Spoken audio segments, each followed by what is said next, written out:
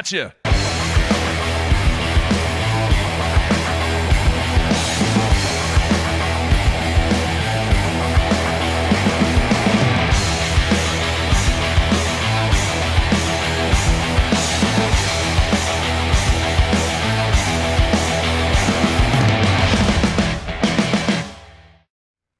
Good Wednesday, everybody. Welcome to BTL Bass Talk Live, where we're going to talk bass fishing and anything else that we want to talk about. A good show today. We're going to go live to the water once again, Matthew.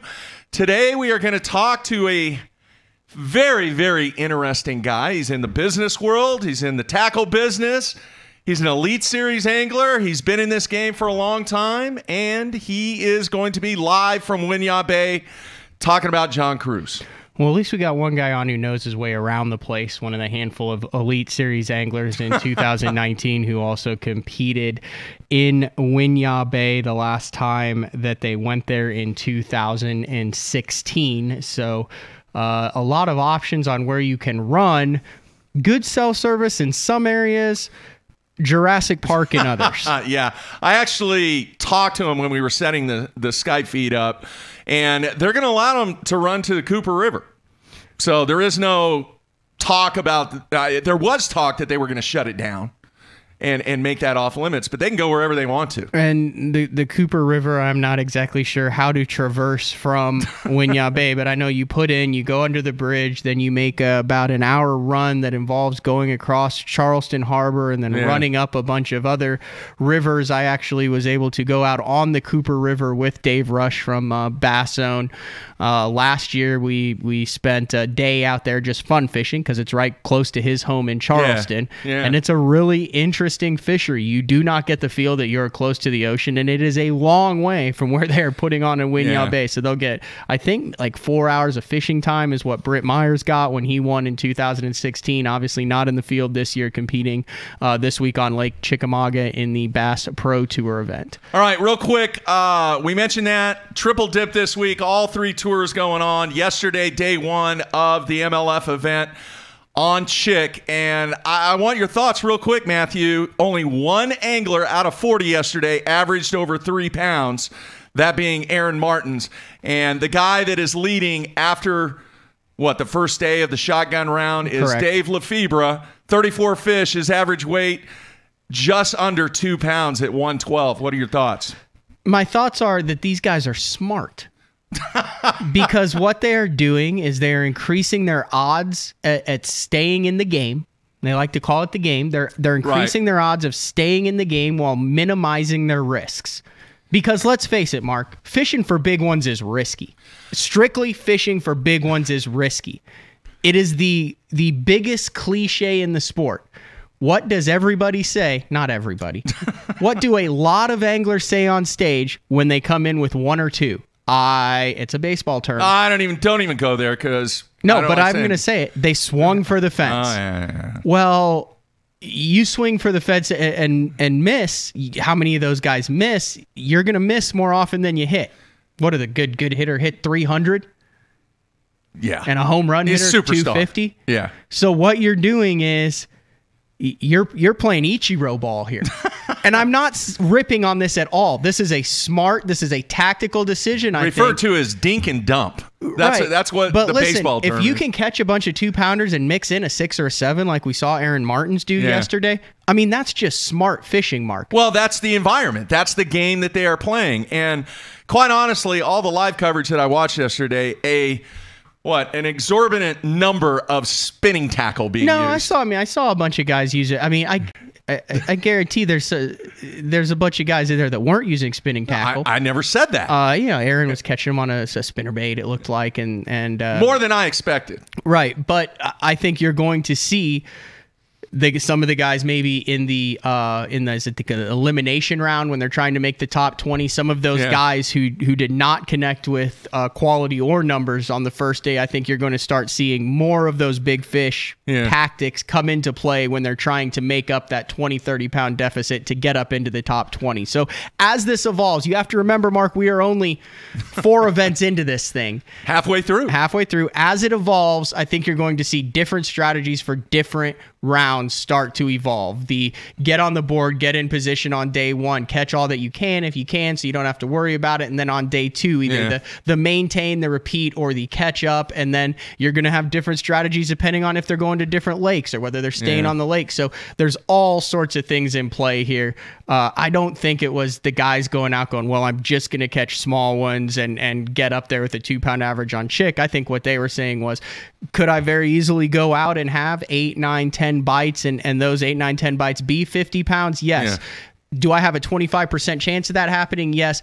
Do I have a 50% chance of reaching that 50-pound mark if maybe I scale my stuff back, I fish some more staging areas where the bucks are, and maybe there's a female mixed in? Absolutely. Yeah. So you're not looking at the total number of fish. That's a statistic, but the only statistic that matters is that total weight. So whether it's 5 10-pounders or 25 2-pounders, there's no difference. It is all about the conditions. It's all about what the format is. But when you're watching they are playing the game. When you're watching it, what I have learned to do, what I've recently been training my mind to do, is watch it differently. Well, you have to. I watch the Elite Series on Hartwell differently than I watch the MLF on Chickamauga. You have to. You really do. I mean, it's a totally different completely game. Different mindset. It's like American football and Canadian football. And the value on the fish is different, and the value on fish size is different. All right, real quick, I want to mention this. A couple of things took place over the weekend that I failed to mention. One actually occurred over the weekend. The other one occurred last night that I want to mention. Did you happen to catch the video of the Auburn gymnastics performer? No. All right, I'm going to show it to you after the show. Folks, just go out and Google Auburn gymnastics accident. Oh, so it's not a good thing. Oh, no. It is probably one of the most incredible, just sad, I could say disturbing. It was pretty bad. I don't like watching that dude, stuff. It was pretty bad. Yeah, I don't like watching that. You need to check that out. But the good news is supposedly she had surgery and everything's going to be okay and she's going to be able to recover. You need to watch that. Not going to Google that one. All right. The second thing, a very, very special night last night in Dallas, Texas. Any idea what it was? A very, very special night in Dallas, Texas. Yeah. Dallas. Sports related? Yeah. Oh, yeah. Football related? My hero was actually in town. He was there for the ceremonies. Your hero? Who's your hero? Dude, what's on the wall up there? Larry Bird. A Larry Bird autographed jersey. That's right. He was in Dallas. He was in Dallas. Was there a Hall of Fame? Charles Barkley was there, too. Is there a Hall of Fame induction? No, it was Dirk's last game. Oh, okay. 21 years with the same team, started when he was 19. One of the people that I grew up over the last 21 years really admiring in his game and the European game, what he brought to the NBA and that title run that they had several years ago. Very, very memorable. And Larry Bird was actually there to say a few things about Dirk and his dedication, 21 years to the same organization. It's never happened before in the NBA, and I don't think it ever will. 21 years. Now, the only reason I bring this up, well, besides Larry Bird was what there. About Pau Gasol? How long has he been with them? Hasn't he been with the same team for like 20 years? He played with the Lakers. Oh, he did. He's been traded all over the place. Well, who's the dude who plays for the Spurs? Manu Ginobili, before he retired? No, I went to a Thunder game this year. There was some dude that was like, God, he's still playing? No, it's not him.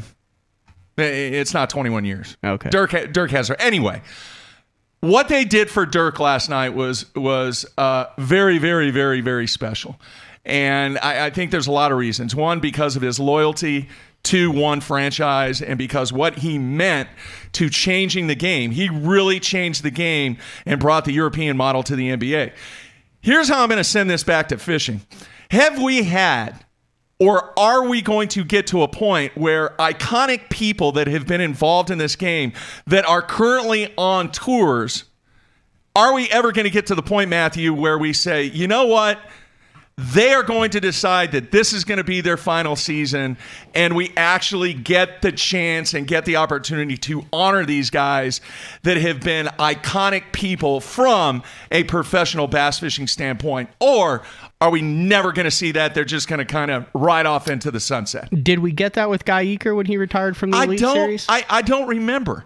I think they might have said something on the final day that You're talking he a farewell tour.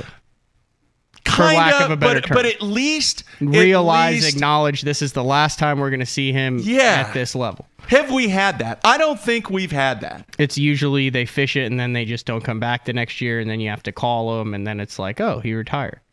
Yeah. Did Denny, when he retired from the Elite Series? I don't think so. Did we know that was his last year when he won on the Arkansas River? I don't think so. I think there might have been some rumors about that. Yeah, but I don't think there's been acknowledgement. And here, I'll give you an example. When Rick Clunn gets to the point where he says, and I don't think this is going to happen for quite some time. He doesn't believe in retirement. I think there will be a time. There will be a time where it's got to be his. I could see him being 80 out there, though.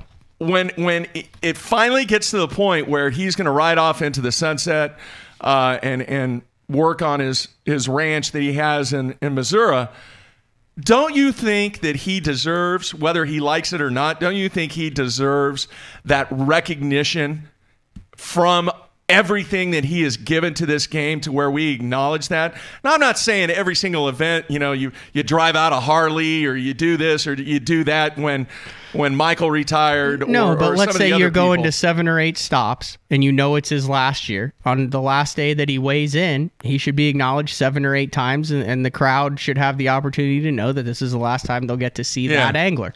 And maybe that allows them to share some of the memories that they have of childhood and watching these different anglers who are retiring. And it's not a look at me, look at me. It's more of an appreciation for what they have given to the sport. Exactly. And I talk about basketball a lot on this show, but I'm telling you, Dirk's contribution to this game is enormous. Rick Clunn's contribution to this game is enormous. And folks, I don't want anybody to get the wrong idea. We're not saying he's retiring. He's got another 20 years. What I'm saying is there are people on all 3 tours that no matter what happens, we need to acknowledge the fact that they have been iconic from their contribution to this game. Do you not feel, though, that in professional bass fishing, unlike the Big Five with the physical demands, you have anglers who are 19 years old, you have anglers who are 70-something years old that are out there, that a lot of the factors in some anglers not returning is they did not know they were retiring, and whether it's financial or something, because... Well, they're not making millions of dollars, as somebody pointed out. Right, that's what I'm saying. It's obvious, when you're a step behind, when you're not getting the rebounds or not producing the way it is, your body hurts on that. But I think there's a lot of anglers who plan on returning the next season who have retired, to where they lose a title sponsor, the chips don't align where they are, and they don't know that it's their last year until it's their last year. No, that's a good point. It's a good point, but I do think no matter what tour they're fishing, you see it a lot in NASCAR. Matter. You see it a lot in NASCAR. No, I agree. Where they're saying, "Hey, this is my last year," and they kind of do a farewell deal. Yeah. Yep. Absolutely. All right. The last thing I'm going to point out, and then we're going to take a break and go to John. I want you to think about this, and we'll talk about this at the end of the show. Why is it necessary? Tell me, please. And people on the instant feedback, you can chime in also. Why is it necessary to wear a tournament jersey to a meeting? You've been asking this question for 9 years. No. Especially now when there's no fans there. There's nobody there. Why is it necessary? Do you see other individual sports guys showing up for a meeting before the event begins, decked out in their tournament jerseys? I mean, as in what? I mean, the tennis guys, when they go to everything, they'll have their little logos on. The golf guys will have their little logos on. I mean, they go to the meetings and press conferences and everything pretty much dressed the same as they play. But what other sport is there where there's a... Is it because of their identity? What do the bowling guys do? Sweats? I'm just trying to think of other... Yeah. I was trying to think of other sports that have... Polos? That have jerseys, but not like a uniform. Yeah. I don't know. I think it's a tradition thing that no one has really questioned. And I also think maybe for tournament officials, it's also a way to identify the anglers. You mean the officials And for don't the know who the photos. 80 guys are, or the 75 guys, or whatever the number is? No, I don't know. I mean, there's nothing that I don't even have a jersey. I'll have to wear one next week. Somebody says it helps the guys to get to know other guys when they don't know who they are. That's- Hey, who are you? All right, let me see what your name is on the front there. Oh, okay. I think Nice to that's meet you, just man. a thing that's never really been questioned. I'm not questioning it. I'm Well- just kind of wondering why. Well, it's a rule. That's what I'm saying. Why? It's a Why rule. is that a rule? I mean, guys get fined. Remember, Ike used to come with it over his shoulder. He'd get the Yeah. fine every single event. He was like Yeah. asking if he could pay in advance so he wouldn't have to wear his jersey. I don't I know. remember We'll that. ask I don't John know. that. We'll ask John that. I don't know. Trey in Georgia says, do race car drivers go to the meeting in their driving suits? No, but that's different because that's a safety. That's like a safety uniform. You know, it's got like fire retardant on it, and it Yeah. actually has some sort of. It was interesting. Yesterday, I watched Jordan Lee for a little bit. You know what he was wearing? It was very stealth. He had on tan shorts or tan pants and a tan hoodie with nothing on it. Just blended into everything. You a believer in that, Matthew? When you're sight fishing, you know, you want to wear neutral colors. Absolutely. 100%. That's what he did. 100%. Yeah, that's what he was doing. Now, I don't know if he was sight fishing, but I'm sure he was. Absolutely. I will It was all try to neutral. match the color of the sky. Yeah. That's one of the reasons for Steve Kennedy's rap. The color of that light blue auburn and kind of modeled auburn tiger wrap. Firmly Yeah. believes he gets more bites because it blends in with the surface of the water. Yeah. Yeah, all my stuff is like aqua or Blends in. white or light depending on. And I also watch like the underneath the bill of my hat. Like I kind of pay attention. Like I mean, that's a if good you have point. that and then you have a really white or black underbill of your hat, like I try to keep that like neutral too. You think they're like looking when, up at you? when I'm sight fishing or swim bait fishing. That's a good point. That's a good point. All right, we're going to take a break. Come back with John Cruz live from the water. Everybody stay tuned. We'll be right back.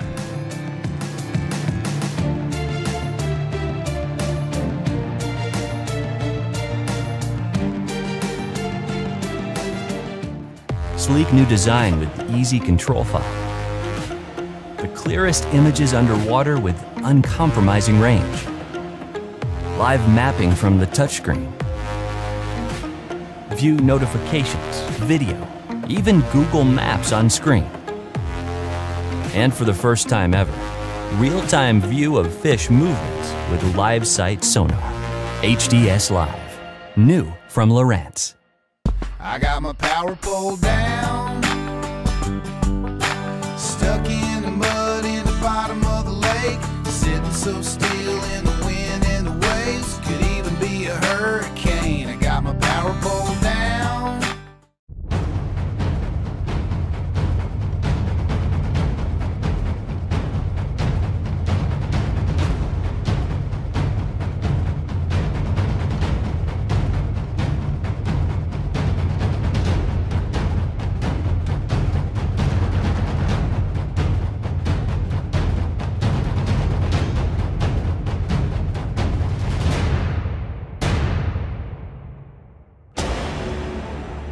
AFCO has a new foul weather rain suit called the Hydronaut. A lot of the features that I really like about it first is the speed vent hood. If it's raining out, you know, how a person gets wet is when you run down the lake and the hood comes down. With the speed vent hood, it's going to stay up. It has a camera mount in the pocket on the chest. The Hydronaut has a 2-layer, 100% waterproof nylon shell. If you're interested in a rain suit that has a lot of cool features that's going to keep you dry, you need to check out the Hydronaut from AFCO.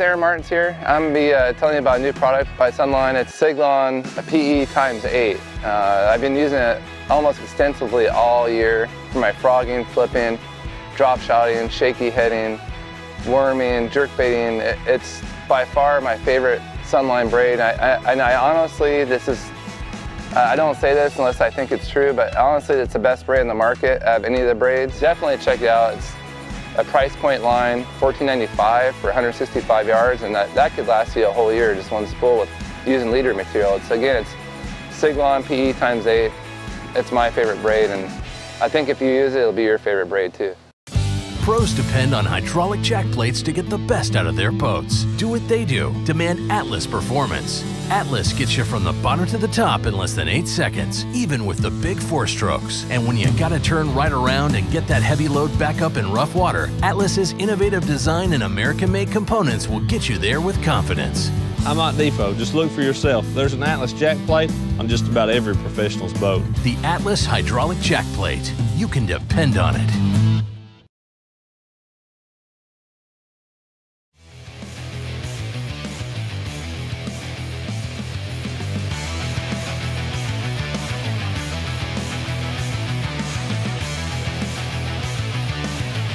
All right, we are back on a Wednesday, wrapping up the week. Next week, Matthew will be in the great state of Alabama, trying to catch some more green fish. No brown fish there, is there? Oh, there's one or two. No, there are. Really? They've been caught. Huh. 3-4 pound smallmouth. Yeah. Yeah. All right, so plans for next week are still being developed, but we're going to try and get Bradley Hallman in. I'll be able to call in, too. I mean, it's not like I fall off the face of the earth. We got John Cruz calling in before an Elite Series tournament. We had Miles Berghoff calling in before an FLW you're more big time tournament. than him, though. You need more time to fish than they do. Certainly you could get me to call in during practice for a Bass Nation regional, Mark. It's not we might be able to. I know my attention span is not very good at multitasking, but surely I can carve out 15 minutes out of my busy practice schedule. Hopefully. All right, that's kind of the plan. All right, let's go to our guest today, John Cruz. John, you there, man? Yeah. What's up, guys? All right. Very cool shot there. Still practicing, still grinding away without giving up the juice, man. What can you tell us so far about how Winyah Bay is treating you? Well, yesterday and today I've been getting some bites, but I haven't really run into any quality. It's been, hard. It's not easy to get bit. I mean, this place is not loaded with fish. It doesn't have fish everywhere, but it does have fish in a few areas. And I feel like that this place, as big as it is and as expansive as it is, it could end up fishing kind of small for some guys, and then it could fish. It's either way. It's going to be a total grind in order to try to get your limit each day. How much of an advantage do the guys who fished this thing in 2016 have this year, just as far as running, knowing where fish live, productive areas? Because I gotta believe that the majority of the newcomers on the Elite Series, it's not like a vacation bass fishing destination. It's definitely an advantage, but we were all, virgins to this water before when we came, and we seemed to catch them okay. So I would imagine that these guys are good. No matter if they've been here or not. So is it a little bit of an advantage? Yeah, but is it going to be a discernible factor? No, I don't think so. It took about 10 pounds a day to cash a check last year. Now, I know everybody's cashing a check this year, but to make the top 35, the top half of the field, you think around that same mark, you come in with 2-pounders for 2 straight days and you're fishing on Saturday? That's going to be good. Uh-oh. Oh, my God. I just had a bite, and it was a good one. Really? Totally distracted. Yeah, that was a really good one. You guys are good lot. I don't know if you knew that. It wasn't a dogfish, was it? There's a lot of Grinnell there, John. No. There is a lot of dogfish here, but I actually saw that one when he came up and bit my little schwarm there. But I think it's going to take a little less than 10 pounds a day for sure. It took 17 pounds for 2 days total in order to get paid last time we This time, I don't see it being any more than that. I think somebody has 8 pounds a day, and they'll make the top 50 for sure. So for top 35, excuse me. John, for people that aren't familiar with this body of water, can you kind of give the fans just a general background on what kind of patterns and what kind of structure? We've already talked about the fact that some guys could possibly make an hour and a half run down to the Cooper River, but what are the characteristics about this body of water? Well, yeah, the neat thing is that there's a lot of different waters to fish. You can fish the Cooper River, as you mentioned. You can move up to the Santee River and fish that. Both of those come out of the Santee Cooper Lakes. And then you've got Winyah Bay, where we're going out of. And the Winyah Bay is made up of the Black River, the PD, and the Waccamaw. And those three bodies of water will all play this week. I think the Santee and the Cooper will all play. There'll be guys that go to all 5 of those places. The Black River is right there at the takeoff. They've got the PD, the mouth of the PD, and the Waccamaw is right there. And where we're taking off from is only about 10 or 12 miles, somewhere in that range, to the Atlantic Ocean. And you can catch fish pretty close to right there, which is amazing to me. But then you can run out when you hit the Intracoastal Waterway, run about 30 or so miles down to the Santee and then run up that. Or you can keep going down the Intercoastal and come down to the Cooper River, which is, another 30 or so miles. And then you got to run up the Cooper, probably 30 or so miles to where the bass fishing is. So, yeah, it's a good little haul. All right, dude, you've been doing this a long time. 11 classics under your belt. I mean, you've been a pro for a long time. You make this sound easy. You name off all the rivers, all the different ways to run it. Okay, put yourself in the shoes of, like, me, guy in central Oklahoma. Feel like I know how to run a boat. Feel like I know how to get around a lake. Know how to read a chip. But that's got to be tough to figure out how the heck to get all these places. Intercoastal, Atlantic Ocean, 5 different rivers. I mean, it takes a little bit of homework.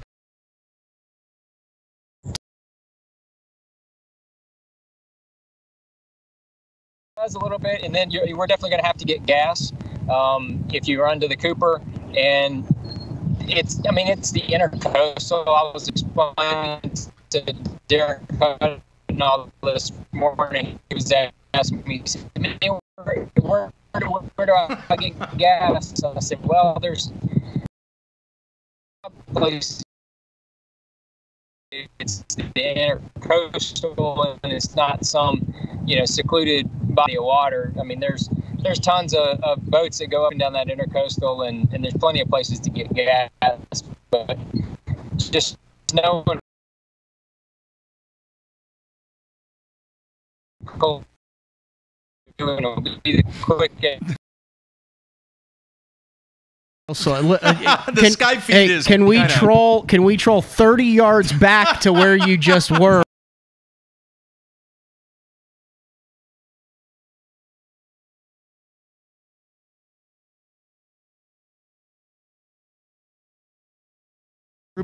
A group of cypress trees blocking the smooth signal, but we were golden where we started. Yeah. Now I hadn't moved. What do we got here? Oh, yeah, you're perfect. Okay, while we got him, I'm going over this crazy number thing. All right. Okay. Hit it. You got it, John? All right. Yeah. Now, I don't know if you're a believer in, like, these weird Stranger Things coincidences and all this, but it has to do with a specific number, and I think you're going to catch the theme here.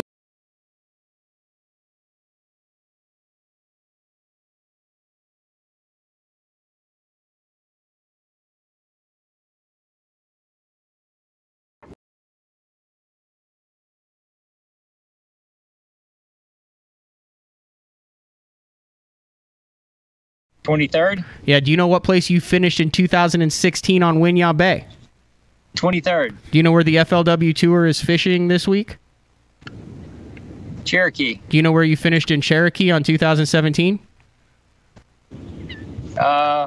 23rd. Do you know where? guess. Do you know where the MLF is competing this week? Chickamauga. Do you know where you finished in Bass Fest in 2014 on Lake Chickamauga? 23rd. Do you know how many top 10 finishes you have with bass? I want to just go ahead and take a guess at 23. Is that not wild? Wow. That's crazy. Do you have an obsession with Michael Jordan? I like Mike. I mean, he's the greatest. Yeah. That's Wow. weird. Let's hope he doesn't finish. And I don't know 23rd. what's weirder is that all these are 23 or that I have to figure that out. Hey, would you take a 23rd finish this week?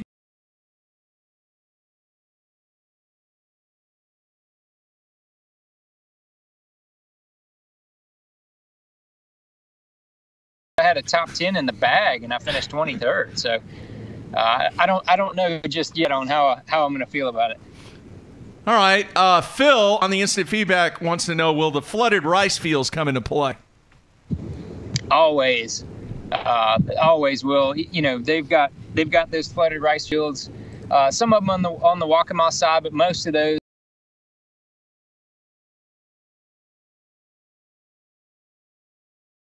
More of the slime than in years past, and I don't know what reason it is, but the slime that's growing on the grass. I mean, you can't hardly throw any bait without getting slime on your bait when you reel it in. I'm talking even topwaters. There'll be slime up near the surface, and you'll hit it. So I don't know what that's going to do. There's still definitely some fish, around, but that's a factor. Yeah, the flooded rice fields are going to play.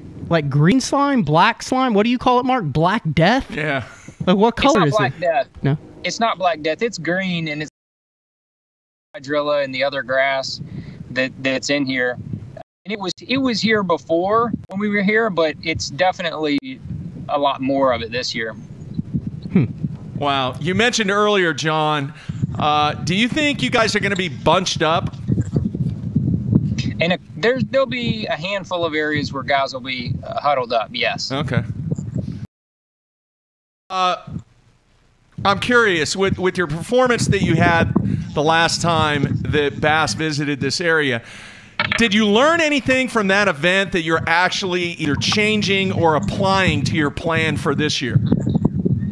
Big time. I mean, so the running factor, the gas factor, all that's.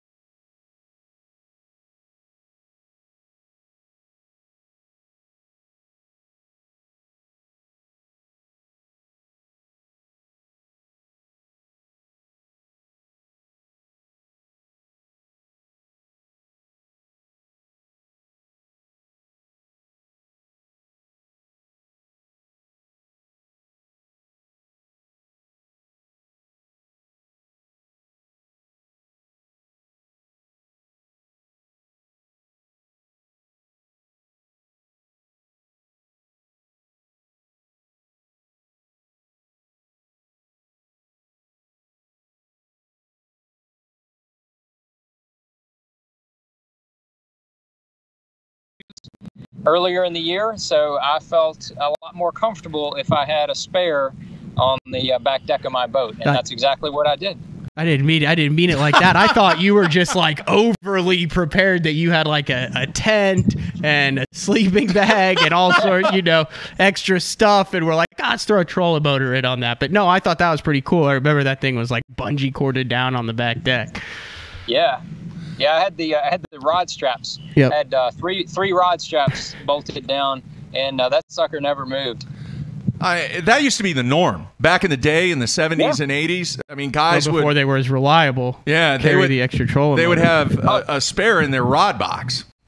Oh, I used to, for the first 5 years that I competed on tour, I did the exact same thing, and I had to use it a couple different times. But the technology has changed so that they're much.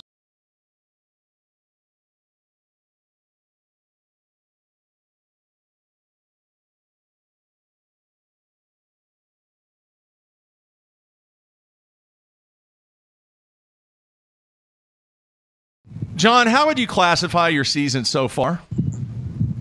It's been pretty decent, except for I just missed the deal a little bit at Linear. The second day, I had a 5-pounder come off, which cost me about 15 places, which I'm not too happy about. Just came off without jumping or anything, but which happens with the jerk bait.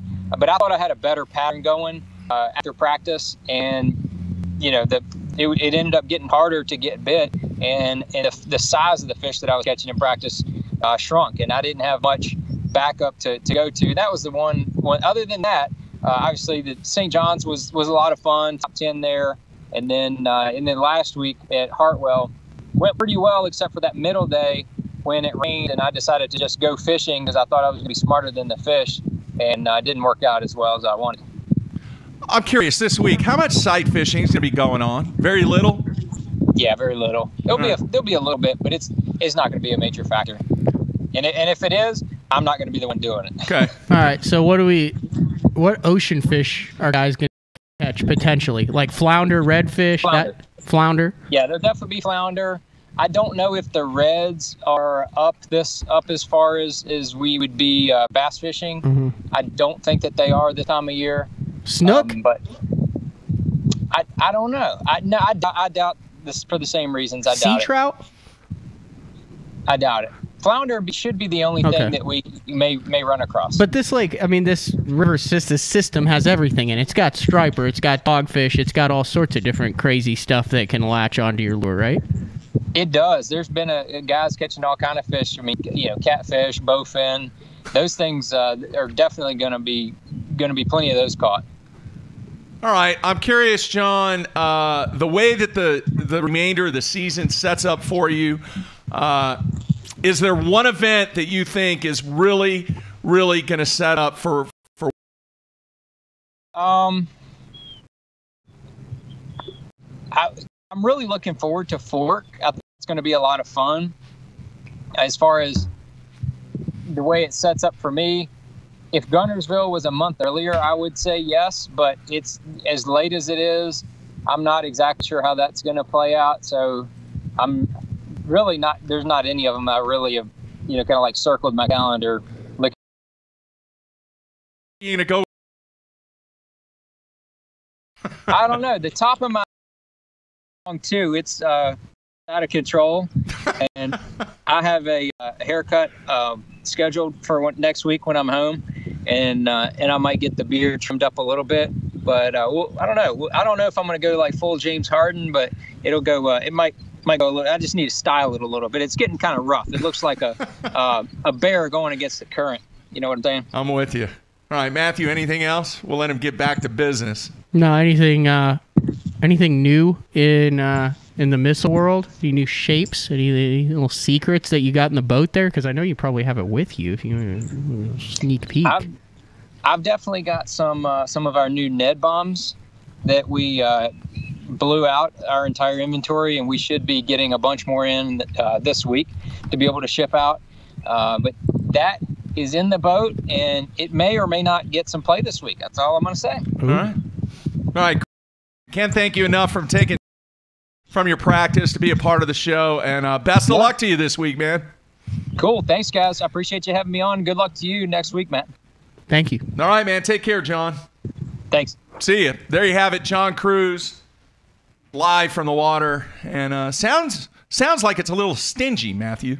Yeah, 8 pounds a day, 1.5 pound fish. I remember the last time they were there, I went out. I think I was on the water with Big Show, and he ran, and I think he caught like 7 dogfish and 3 bass. Somebody on the instant feedback, Will in Indiana, says silver carp. Yes, no, maybe? I have no idea.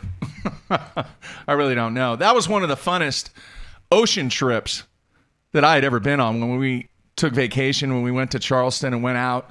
It wasn't that far, maybe 6-7 miles. That was recently. It was last year. Yeah. And it was every drop with a crab. Yeah. Or with a squid. Yeah. You just drop it down. Yeah. Hang on. Yep. You never know what you're going to catch. Probably snapper, grouper, ling all kinds cod. of stuff. Pigfish. That was the other Oh, they're thing we delicious, caught. aren't they? Pigfish, because I thought they were supposed to be good to eat. They oink when you squeeze them. Like they a catfish. oink. That whack, whack, whack. It really, really sounds like a pig, though. Pigfish. Kind of funny. All right, man. What else? We're 2 days away. 3 days away. Friday? Saturday? Sunday? Saturday from Okay. all three. Live at the same time. Yes, because FLW Now they're all goes going on live. at this 2 days. Then it's head to head with Bass for Thursday and Friday. Yeah.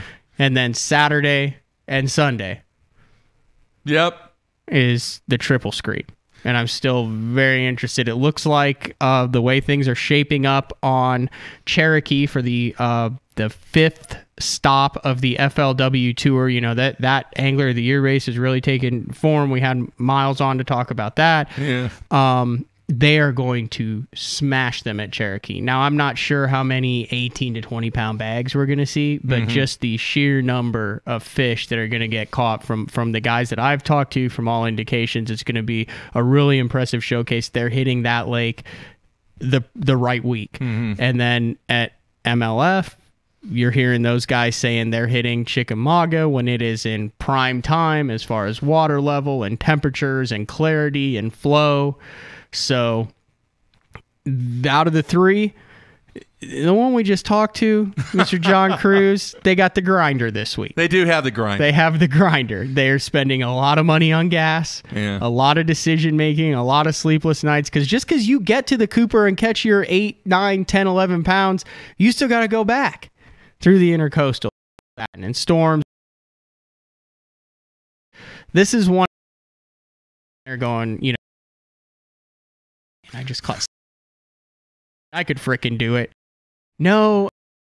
Yeah. And let's in there. And I haven't even made that run, but I've like been on different portions of it. It's a great point. I mean, you don't just throw your boat in and go jack on them.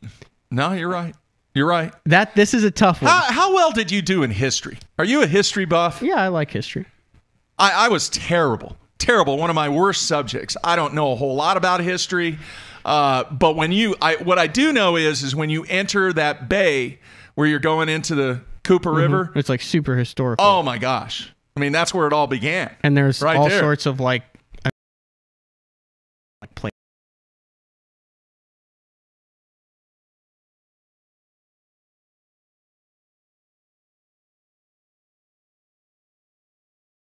Hitting three at the beginning of the show.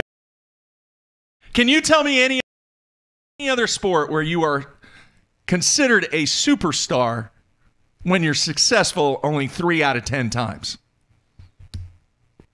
Golf. So every time you hit the ball. Oh no! Every time you hit the ball. Yeah, that's what baseball is, dude. Oh yeah. No, because isn't. fishing is like 1 out of.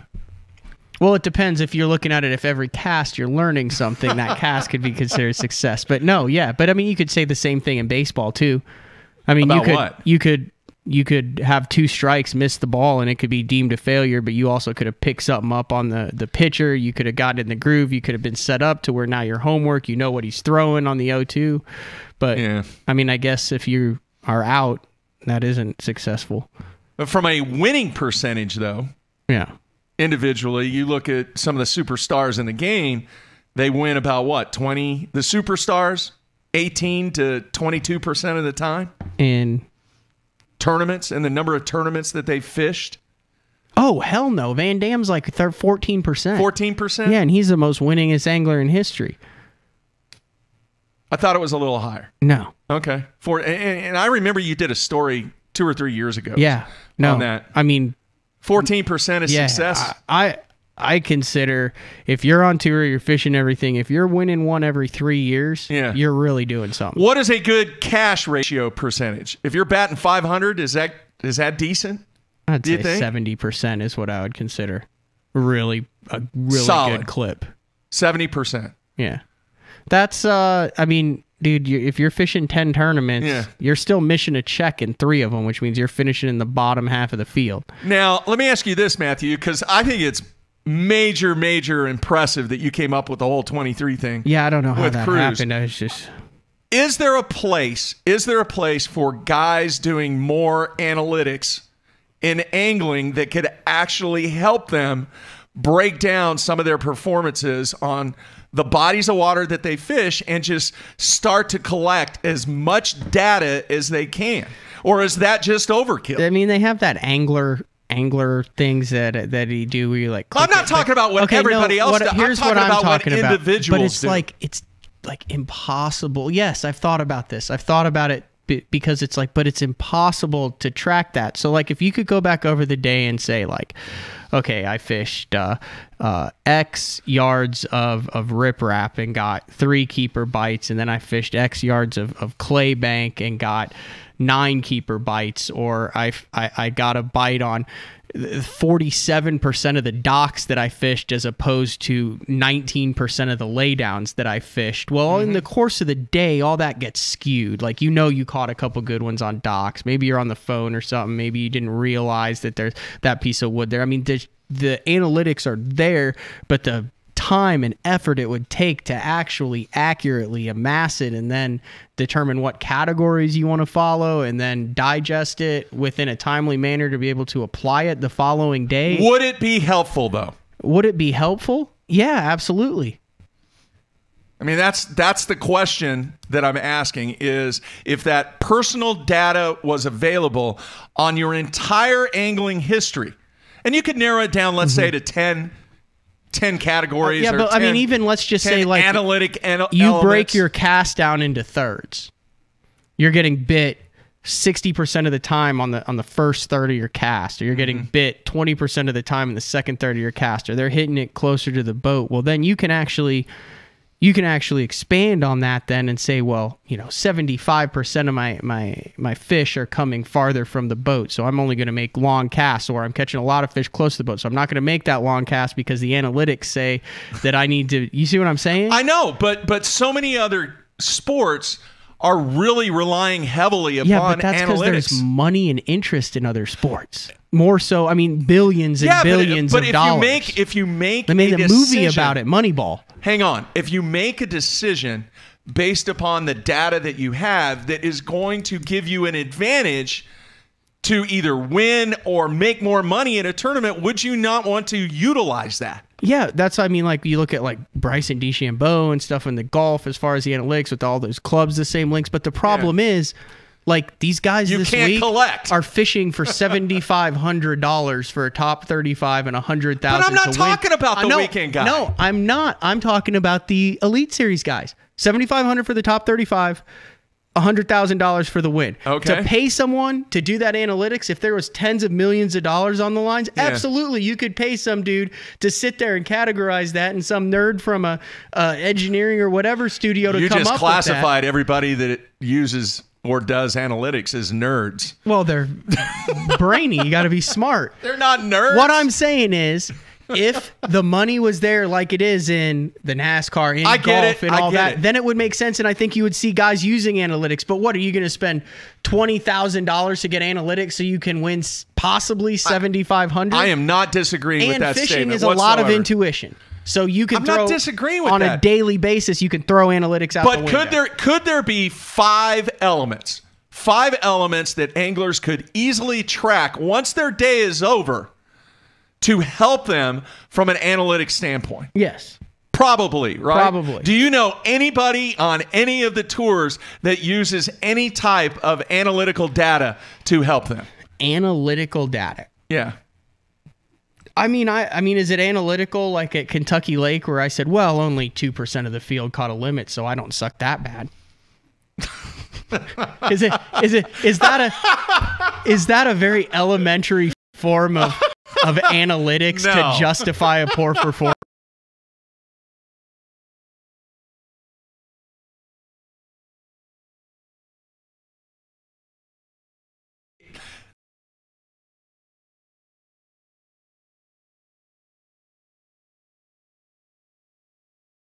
All right.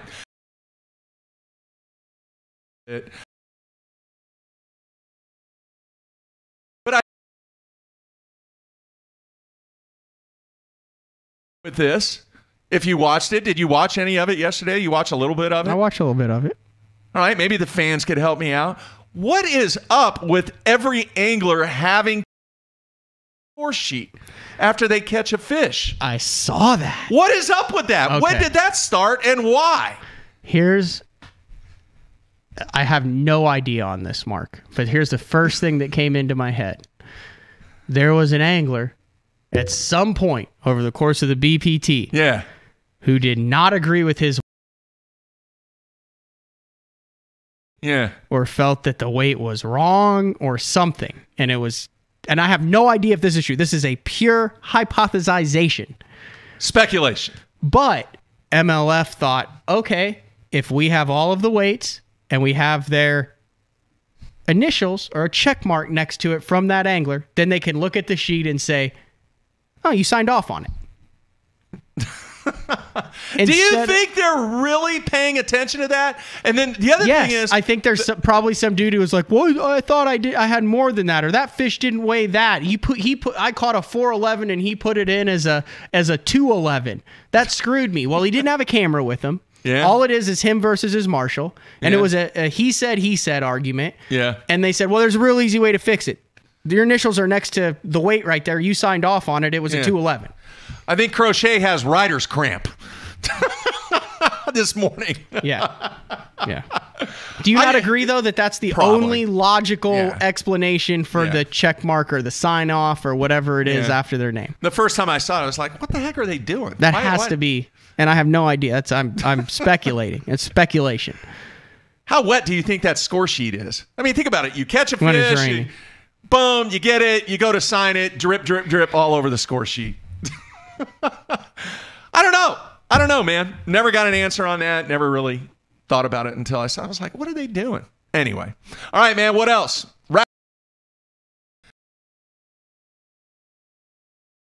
Cruz for taking time out. And what do you think? What do you think is going to be?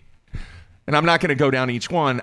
I'm curious because you were at Winyah Bay. Yes. Last time. How much per day? And we got John's take on it. Based upon what he said and based upon what we know right now from other people that we've talked to, how much per day is it going to take to win at Winyah?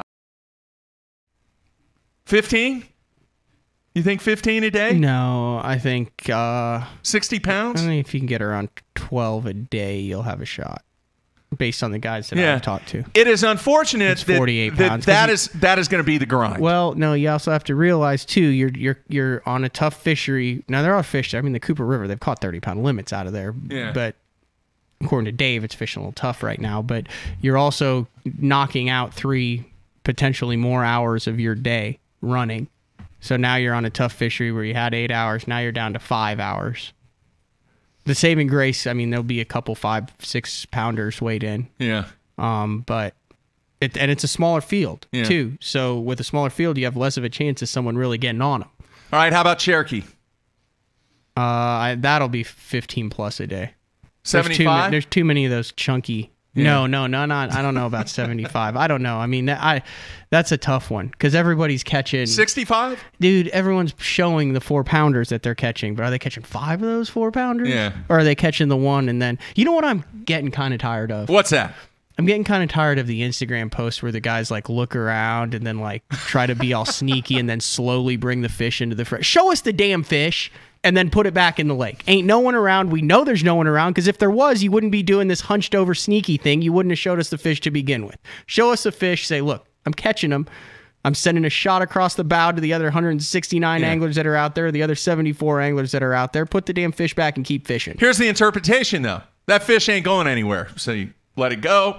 It's not going to go down there. It's not going to go down there. It's going to go right back where it was where I caught it. How do we know that? I'm just saying. How do we know that? All right. Last question. MLF. Will somebody catch over 100 pounds in a round? In a day? Yeah. Yes. At where they're at. Also known as Chickamauga. Yeah. You know what? I might say no. Because you're only really going to have a day to do that. Or 2 days to do that. Because what we're seeing is guys that are slowing down once they're so far ahead because they know that they got to save it. They're burning fish that are pointless. When you're switching lakes, like what they did at the last you're tournament, more likely to see it on a slugfish where you're switching. So I'm going to switch it and say no. Could you? Is there the talent and the fish there for? Yes. Yeah. Do I think the guys, once they're 50, 60 pounds in the cut and realize the weights are going to zero, are they going to pull back and start looking for other stuff? Yes. Does it kick in, though, that if somebody is in contention to reach the century mark, that they forget about all that and they go, you know what? No, because I'm going to be the first one to get to 100 pounds. Because we don't know in the infancy of MLF how statistically significant 100-pound mark is. But I mean, maybe we'll see in the infancy phase right now, the first guy for a day to have 100 pounds. Yeah. How cool would that be to have on your resume? I don't know if I'd put that on my resume, but what? I mean, for that dude, I caught 100 pounds in one day. It'd be cool for that dude, Mark. I mean, do I care? No. Is it cool to see the triple digits? Yeah. Do you get a belt? I mean, do I look at the score tracker now and go, oh, there's a potential for 100 pound? Yeah. Yeah. Just because it's a cool number. But if you're the first guy to do it. But we don't know how important it is. We don't know how big that is because there's only been 4 tournaments. It's the century mark, though. And in the early stages of this whole gig, I think the first guy that reaches the century mark in one day is going to be a guy that's going to be remembered. You're going to remember that guy. You disagree with that? I think you're getting a little dramatic. Dude, it's the century mark in one day. Hey, the first guy to reach 100. First guy to reach 100. I think that is a significant on the event. BPT, not yes. Yeah. Does he get a belt? If you surpass the century mark in one day, do you get a belt? I don't know. I say yes. Dude, I don't care. That's pretty impressive. I mean, knowing MLF and the way that they're going all out, you probably get a diamond ring.